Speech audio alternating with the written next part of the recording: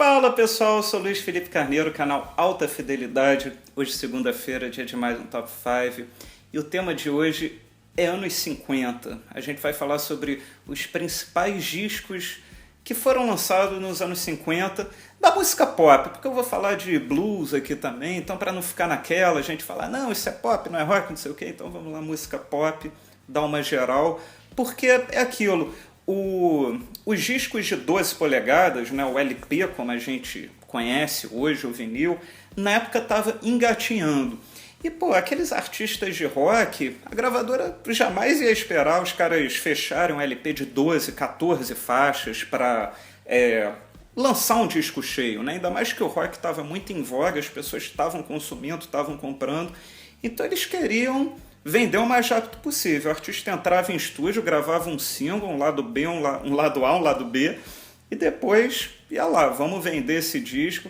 Então, a verdade é que nos anos 50 a quantidade de LPs importantes que saíram, LPs cheios, né, que eu chamo, é reduzida. Inclusive, muitos desses LPs são espécies até de coletâneas desses singles que foram lançados. Eles falam, não, pô, esse cara já tem uns 20 singles lançados, vamos colocar 10 aqui no LP e lançar. Então a lista é reduzida, mas ao mesmo tempo mais do que o suficiente para a gente fazer um top 20, um top 30. E hoje a gente vai fazer aqui o top 5 dos discos mais importantes da música pop dos anos 50. 5. Lady Sings the Blues, da Billie Holiday, disco que ela lançou em 1956. Como eu falei no início, não é estritamente rock, mas vamos colocar o blues aí nesse conjunto grande da música pop, né? É um descasso para a minha maior cantora de blues da história, acho que para mim e para a torcida do Flamengo. Certamente o disco mais importante dela. Ela está na sua melhor forma, isso não é pouca coisa, lógico que não é. E tem uma música que já valeria o disco, já valeria a carreira dela, de repente já valeria até a eternidade, que é God Bless the Child. Verdadeiro hino, música importantíssima nesse disco, isso já justifica quinto lugar aqui nesse top 5. 4. O auto-intitulado disco de Buddy Holly, de 1958. Certamente o seu primeiro e último disco solo. Se bem que em termos, porque no ano anterior ele lançou The Chirping Crickets. Os Crickets eram a banda que acompanhava o Buddy Holly. E nesse disco dele de 58, os Crickets também estão presentes.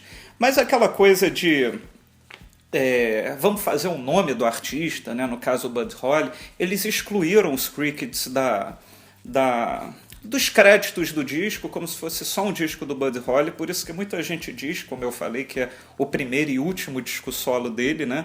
Porque ele morreu logo depois, naquele acidente de avião, em fevereiro de 1959, conhecido como o dia que a música morreu. E esse disco tem músicas muito importantes, tem Peggy Sue, tem Everyday, e também tem uma outra que, se você ainda não souber quem é Buddy Holly, escute só essa música que você vai entender toda a grandiosidade e a importância desse artista que inspirou Beatles e tantas outras bandas. A música se chama Rave On, não deixe de escutar. Se já conhece, escute de novo, que é sempre bom. E esse é o quarto lugar do nosso Top 5. 3. The Genius of Ray Charles, disco que o Ray Charles lançou em 1959. No lado A, o Ray Charles acompanhado por uma big band. No lado B, acompanhado por uma orquestra de cordas. O que é melhor? Não sei, fica ao gosto do freguês. O que é importante são as músicas que tem nesse disco, a quantidade absurda de clássicos. Por exemplo, tem Let the Good Times Roll, Don't Let the Sun Catch You Crying, Come Rain or Come Shine, clássico da dupla o Johnny Mercer e o Harold Arlen. Enfim, um descasso, Ray Charles para todos os gostos. Né? Às vezes você prefere o Ray Charles mais uma pegada mais pop ou então mais melosa, não sei o que. Nesse disco você vai entender tudo, você vai encontrar tudo, você vai encontrar a equação que faz esse gênio, The Genius of Ray Charles, nosso terceiro lugar aqui nesse top 5. 2. Johnny Cash with His Hot and Blue Guitar, disco que o astro norte-americano lançou em 1957. Para compor esse disco, a Sun Records, né, aquela gravadora importante que tinha todo mundo que realmente importante na música pop nos anos 50, Carl Perkins, Elvis Presley, o próprio Johnny Cash, Roy Orbison. Eles pegaram 4 singles que ele já tinha lançado antes, incluindo Folsom Prison Blues e I Walk the Line, grande sucesso, e juntaram esses singles com mais 13 faixas que, para mim, é como se fosse o tratado da música folk norte-americana nos anos 50. Por exemplo, tem Rock Island Line, The Wreck of the Old 97 e, lógico, Cry, Cry, Cry, grande sucesso deles. Eu acho que esse disco representa a semente, né, do gênio do Johnny Cash, tudo que ele se transformou. Depois o cara gravou discos brilhantes até o fim da carreira, lá aquela coleção com o produtor Rick Rubin.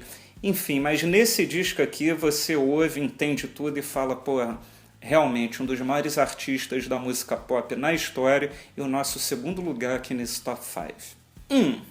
O auto-intitulado disco de Elvis Presley, lançado em 1956. O Elvis, assim como Johnny Cash, ele fazia parte da Sun Records, gravou coisas importantes lá, mas aí chegou a gigante RCA e tomou o artista lá do Sam Phillips, ofereceu uma grana, ele foi para lá, RCA.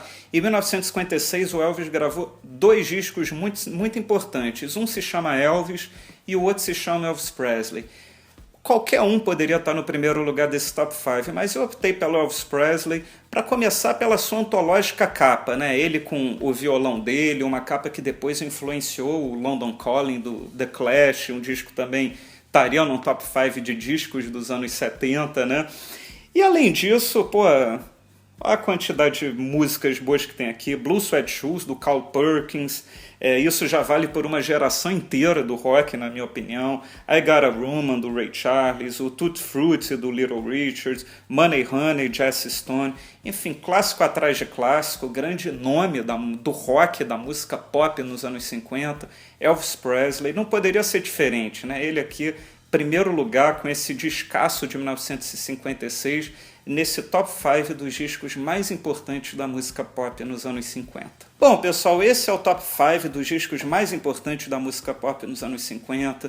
Eu falei no início que a quantidade não era muito grande, mas ao mesmo tempo é muita artista importante. Eu acho que daria pelo menos um top 30, um top 40 aqui, porque, por exemplo, eu deixei de fora artistas importantíssimos. Você vai me perguntar, cadê o Chuck Berry, cadê o Carl Perkins, cadê o Gene Vincent, dos primeiros Bad Boys do rock, Little Richard, Jerry Lee Lewis, Rich Valens, Fats Domino, enfim, muita coisa.